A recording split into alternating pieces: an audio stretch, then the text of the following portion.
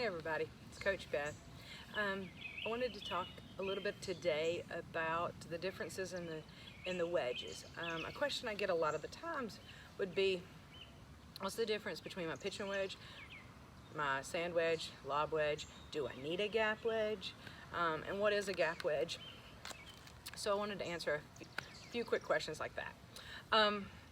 Pitching wedge, the difference between a pitching wedge and a sand wedge is mainly loft. A sand wedge is just not meant out of the sand traps. There's a lot of you can get a lot of work out of a sand wedge, not just in the sand traps. Pitching wedge is usually about 44 to 46, maybe even 48 back in the day, degrees of loft, which just means how much it leans back, how much it lays back. More loft, higher the ball flight. So you've got a pitching wedge in the 40s, mid to high 40s, and then your sand wedge is 56, usually 54 to 56, depending upon the company. What we were seeing was that's a big jump. There's a gap, okay? And so what the R&D guys, the R&D did would be they decided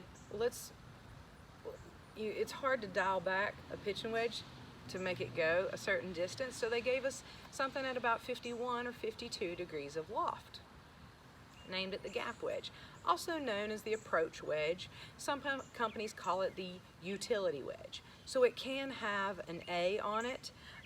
This one has an A. It can have a G as for the gap, or it can have a U for utility wedge. And it can really, it's your workhorse. It can really do a lot for you. It can do bump and runs, it can chip, it can pitch, it can do a lot of these little things. Again, I just call it your workhorse.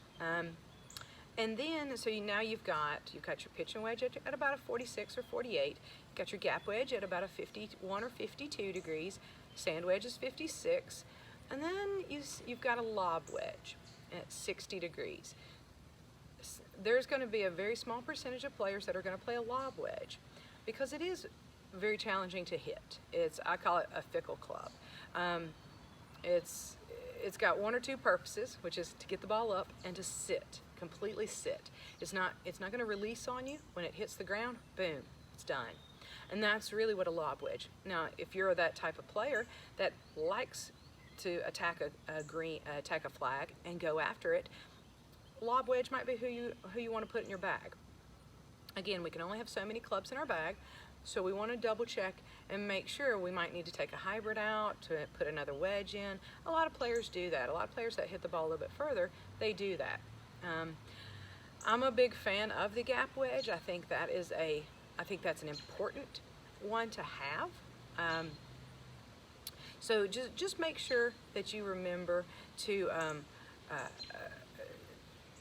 hit all the different degrees of what you're needing out of your bag.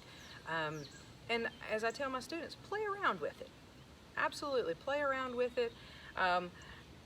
Try your gap wedge for pitching and chipping and doing different things. You might say, I don't like that one. It has a certain distance I want it to go, and that's the only thing I want it to do. You also might have, your sand wedge might end up being your workhorse. Totally fine. It does not need to make any rhyme or reason to anyone else. It's about feel and touch. And then there might be people that really do love their pitching wedge and want to do all the work with their pitching wedge. Absolutely fine. Absolutely. Just kind of play around with them. Test drive them, as I say, and see which one works best for you. Hope this helps. And again, reach out if you have any questions, comments. Just let us know at 678-850-6476. Y'all have a wonderful afternoon.